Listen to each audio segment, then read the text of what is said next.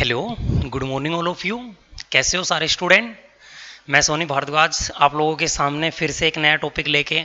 तो देखिए बात कर लेते हैं एक बार आपके प्रीवियस क्लास के बारे में। लास्ट में आप लोगों ने क्या पढ़ा था। तो लास्ट में आप लोगों ने तो हम पढ़ते हैं जो लास्ट में आपकी क्लास हुई थी उस क्लास में आप लोगों ने कांग्रेस पढ़ा था और कांग्रेस के साथ में आप लोगों ने मुस्लिम लीग के बारे में पढ़ा था। आज की क्लास में हम आगे कंटिन्यू करते हैं और हम पढ़ते हैं आज की क्लास के अंदर महात्मा गांधी के बारे में, गांधी युग के बारे में। तो हेडिंग डाल लीजिए या हेडिंग डाल देते हैं गांधी युग।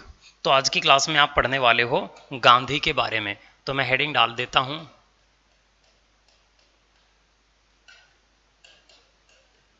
गांधी युग।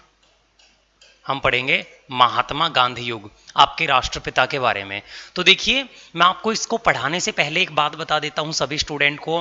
देखिए इतिहास के जो 3 पार्ट हैं मैंने आपको एक बार पहले ही बताया था, एक प्राचीन इतिहास, एक मध्यकालीन इतिहास, एक आधुनिक इतिहास।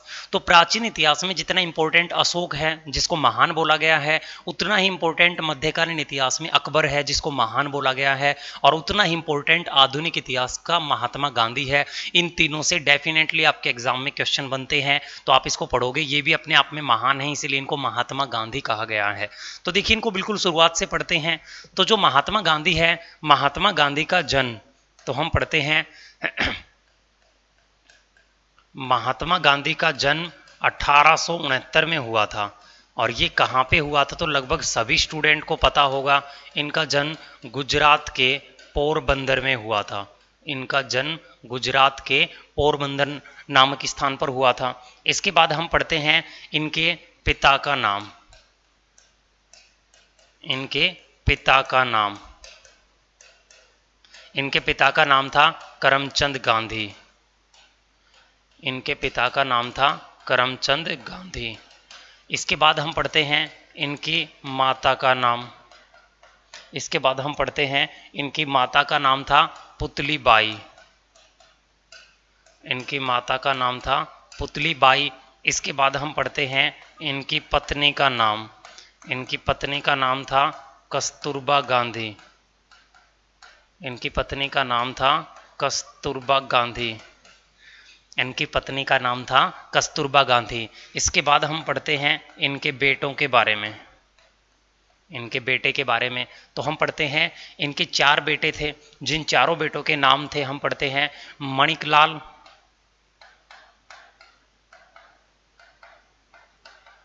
एक बेटे का नाम था मणिकलाल, एक बेटे का नाम था रामदास, एक बेटे का नाम था देवदास, और एक बेटे का नाम था हीरालाल। ये इसके 4 बेटे थे। इसका एक गोद पुत्र भी था। तो हम पढ़ते हैं इसका एक गोद पुत्र था जिसका नाम था जमनालाल बजाज। जमनालाल बजाज। तो हम पढ़ते हैं इसका एक गोद पुत्र था जिसका नाम था जमनालाल बजाज। इसके बाद हम पढ़ते हैं, बात है 1888 की। 1888 में ये लंदन में गए थे और लंदन में क्या करने के लिए, वकालत की स्टडी करने के लिए। तो हम पढ़ते हैं 1888 में ये वकालत की पढ़ाई करने के लिए लंदन में गए थे। यानी महात्मा गांधी की जो पढ़ाई है वो लंदन में पूरी हुई थी। इसके बाद 1891 से वो लंदन से वापस आ गए। महात्मा गांधी चाहते थे पूरी लाइफ वो भारत के अंदर ही बिताएंगे, भारत में ही वकालत करेंगे। लेकिन महात्मा गांधी के एक मित्र, एक व्यापारी रहते थे अफ्रीका में, उन पर कोई केस हो गया जिनका नाम था दादा अब्दुल्ला। तो महात्मा गांधी उनका केस लड़ने के लिए अफ्रीका में चले गए। तो हम पढ़ते हैं, बात है 1894 की। 1894 में महात्मा गांधी अपने मित्र जिनका नाम था दादा अब्दुल्ला, जिनका नाम था दादा अब्दुल्ला का केस लड़ने के लिए चले गए। का केस लड़ने के लिए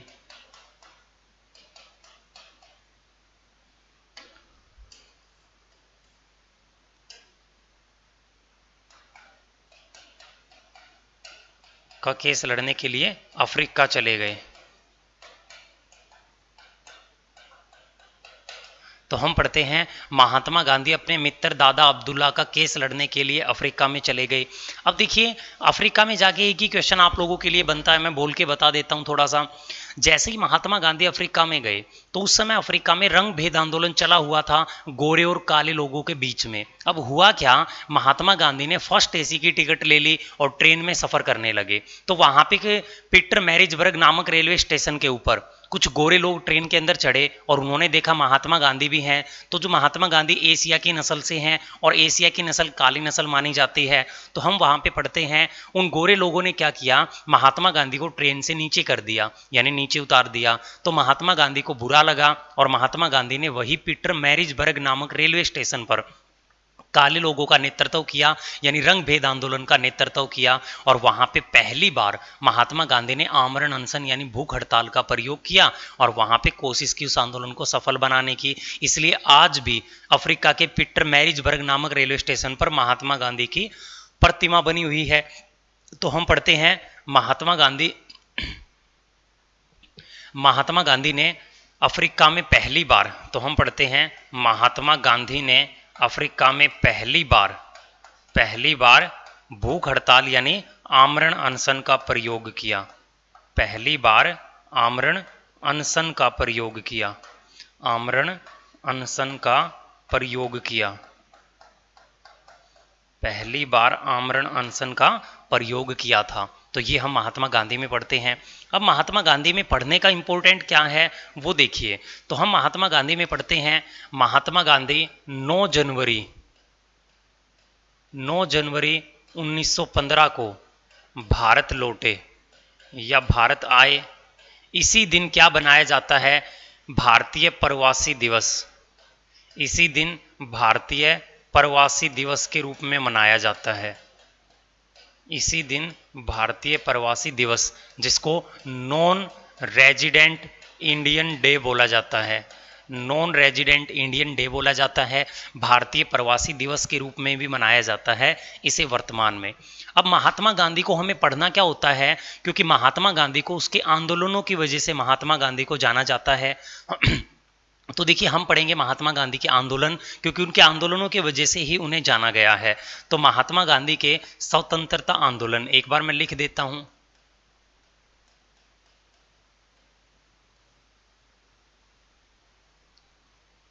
महात्मा गांधी के स्वतंत्रता आंदोलन।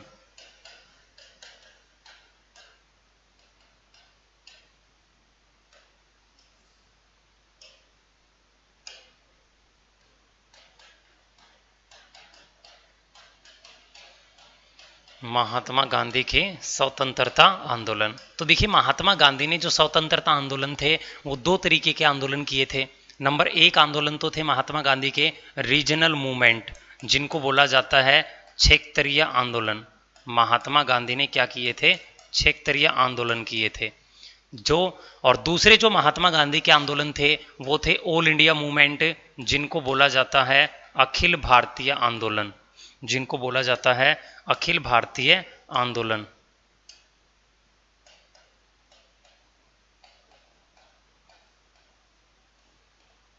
जिनको बोला जाता है अखिल भारतीय आंदोलन। तो हम पढ़ते हैं एक थे महात्मा गांधी के अखिल भारतीय आंदोलन।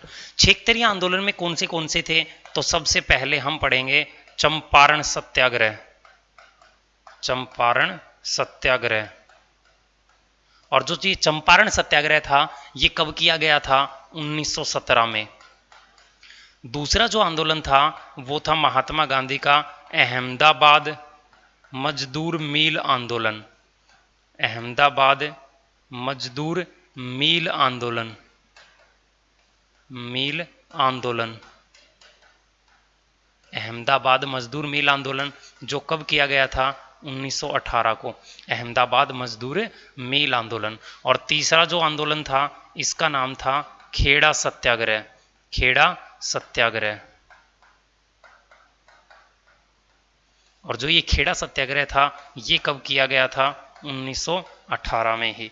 जो खेड़ा सत्याग्रह था ये भी कब हुआ था, 1918 में ही। अब देखिए महात्मा गांधी के जो अखिल भारतीय आंदोलन थे पूरे भारत के लिए थे, तो उनमें सबसे पहला जो आंदोलन किया गया था वो आंदोलन था असहयोग आंदोलन। नॉन कोऑपरेशन मूवमेंट, असहयोग आंदोलन। ये कब किया गया था? ये लगभग हर 10 साल के बाद आए थे। दूसरा जो आंदोलन था वो था सविनय अवज्ञा आंदोलन, सविनय अवज्ञा आंदोलन। और ये कब किया गया था? 1930 में। और जो तीसरा आंदोलन था वो कौन सा था? इंडिया क्विट मूवमेंट, भारत छोड़ो आंदोलन, भारत छोड़ो आंदोलन। और ये कब किया गया था? 1942 में। तो आपको एक बात और बता दूं मैं, ये जो महात्मा गांधी के आंदोलन थे ये सारे के सारे आंदोलन सफल हुए थे, ये आंदोलन सफल हुए थे। लेकिन जो ये वाले आंदोलन थे ये वाले सारे के सारे आंदोलन असफल हुए थे। महात्मा गांधी के ये वाले जो आंदोलन थे ये असफल हुए थे, पहले वाले सफल, उसके बाद वाले असफल हुए थे। तो ये आप याद रखोगे। अब हमें करना क्या है? हमें महात्मा गांधी को, देखिए आपके एग्जाम में इन्हीं आंदोलनों की वजह से जाना जाता है।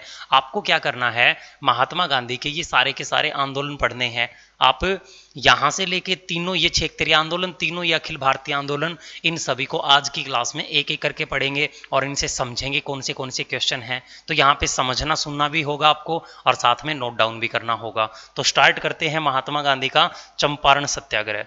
तो हम पढ़ते हैं महात्मा गांधी का सबसे पहला आंदोलन चंपारण सत्याग्रह।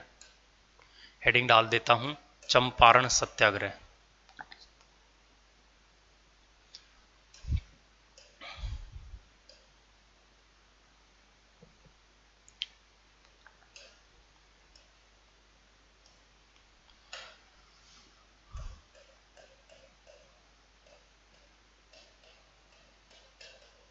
चंपारण सत्याग्रह।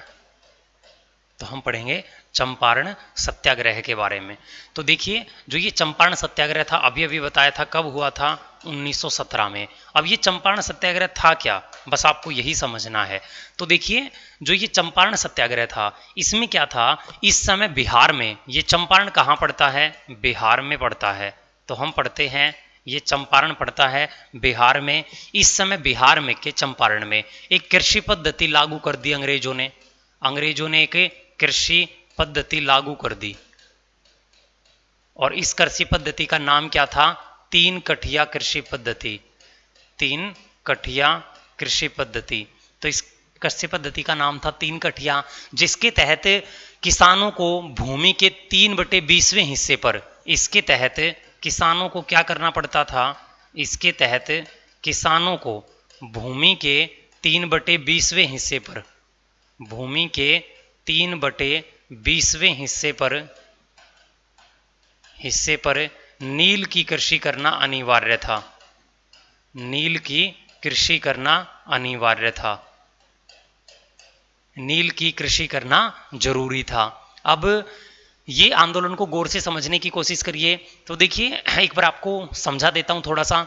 बिहार के चंपारण के अंदर अंग्रेजों ने क्या किया? बिहार के चंपारण में 3 कठिया कृषि पद्धति लागू कर दी, जिसके तहत वहां के किसानों को भूमि के 3/20वें हिस्से, यानी किसी भी किसान के पास कितनी भी भूमि हो उसे अपनी भूमि के 3/20वें हिस्से पर नील की खेती करना, नील की कृषि करना अनिवार्य कर दिया। अब किसानों के पास इतनी भूमि थी, उस पर नील की कृषि करेंगे तो फिर खाएंगे क्या? किसानों ने मना इसलिए किया था क्योंकि भारत में नील खरीदने वाला कोई नहीं था सिवाय अंग्रेजों के, और अंग्रेज अपने मनमाने रेट पर खरीदते थे। तो यहाँ पे हुआ क्या?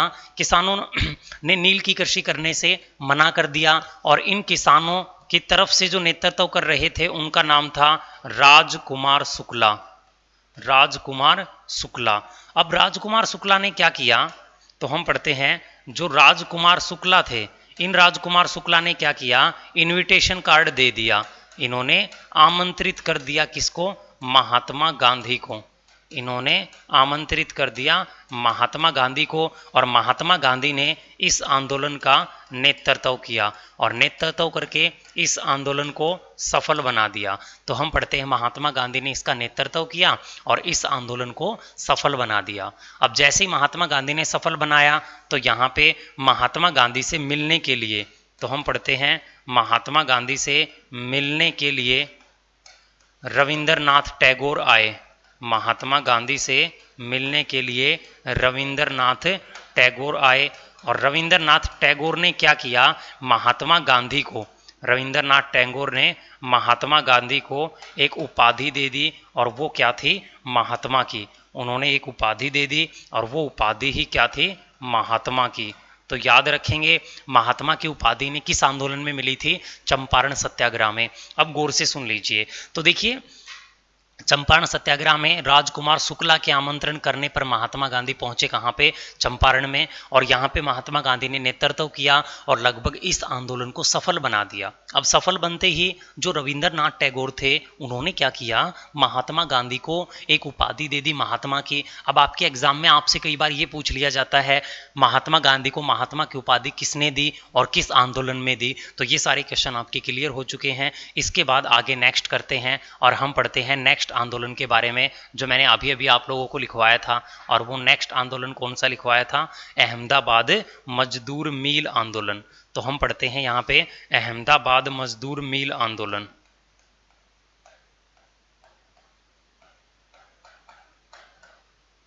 अहमदाबाद मजदूर मील आंदोलन।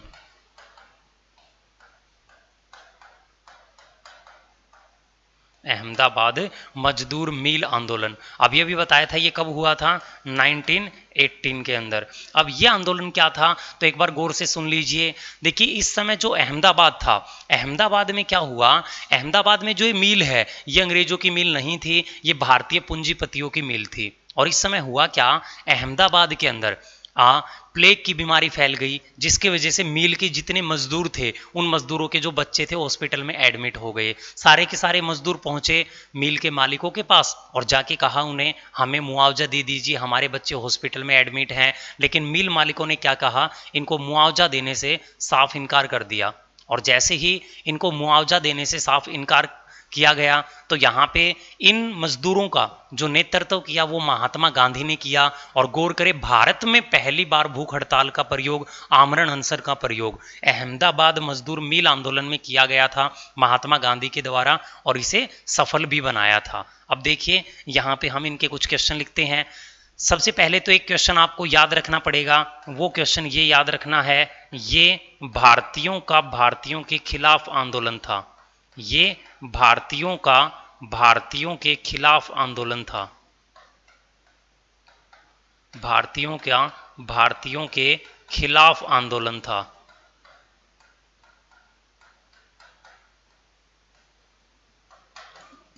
तो हम पढ़ते हैं ये भारतीयों का भारतीयों के खिलाफ। इस शब्द का मतलब मैं अभी अभी बता चुका हूं आपको। इसका मतलब ये है मील मालिक भी भारतीय थे और आंदोलन करने वाले भी भारतीय थे। तो ये भारतीयों का भारतीयों के खिलाफ था। इस आंदोलन का जो नेतृत्व था, इसका जो नेतृत्व था वो भी महात्मा गांधी ने ही किया था। इसका जो नेतृत्व था वो भी महात्मा गांधी ने किया था। इसमें हम पढ़ते हैं, हाँ ये याद रखना, इस आंदोलन में पहली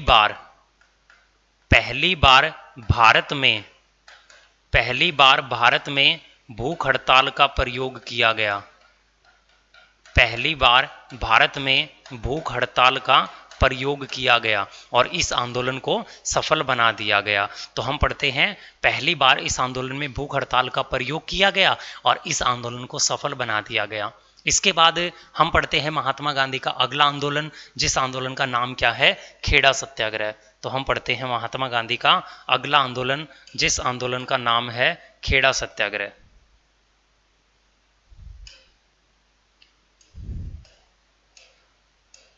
जिस आंदोलन का नाम है खेड़ा सत्याग्रह।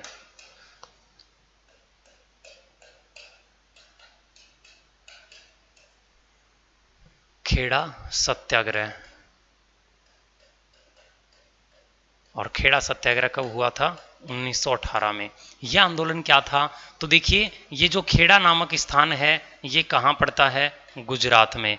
ये जो खेड़ा नामक स्थान है ये कहाँ पड़ता है, गुजरात में। अब मेरी बात को गौर से समझिए, गुजरात की खेड़ा में सूखा पड़ गया और अंग्रेज क्या करते थे, वहां के किसानों से लगान लेते थे। अब सारे किसान बेचारे इकट्ठे होकर अंग्रेजों के पास गए और जाके कहा हमारे यहाँ पे सूखा पड़ चुका है, हम लगान देने में असमर्थ हैं। लेकिन अंग्रेजों ने क्या किया, उनका लगान माफ करने की बजाय लगान की दर को 2 गुना कर दिया। अब सारे किसान दुखित हुए और वहां पे महात्मा गांधी पहुंचे और महात्मा गांधी ने किसानों को कर नहीं देने का आह्वान किया। इसलिए इस आंदोलन का एक नाम हुआ है कर नहीं आंदोलन। कई बार एग्जाम पूछता है कर नहीं आंदोलन कौन सा आंदोलन था, खेड़ा सत्याग्रह का, और महात्मा गांधी ने इसे भी सफल बना दिया। लेकिन सबसे बड़ा क्वेश्चन ये है, सरदार वल्लभ भाई पटेल की मुलाकात महात्मा गांधी के किस आंदोलन में हुई थी, खेड़ा सत्याग्रह में। अब ये सारे क्वेश्चन नोट डाउन कर लीजिए आप।